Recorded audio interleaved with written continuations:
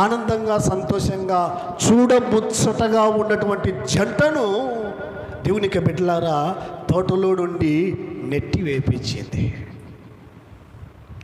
అది జ్ఞాపకం చేసుకొని పౌలు గారు అంటున్నారు, సర్పము తన కుయుక్తి చేత ఆదాము అవ్వను మోసపరిచినట్లుగా క్రీస్తు యొక్క సరళత నుండి పవిత్రత నుండి మీరు ఎక్కడ తొలగిపోదురేమో అని పౌలు గారికి భయం పుట్టుకుంది.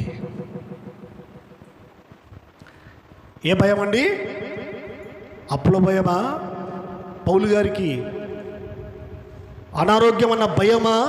పౌలు గారికి కొడతారు, చంపుతారు, జైల్లో వేస్తారు, లేకపోతే తల నరుకుతారు అన్న భయం ఉందా పౌలు గారికి?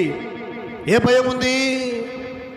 తన గూర్చిన భయము లేదు, తన ఆరోగ్యము గూర్చిన భయము లేదు, తన యొక్క సుఖము గురించిన భయము లేదు, తన యొక్క శరీరము గురించినటువంటి భయము లేదు.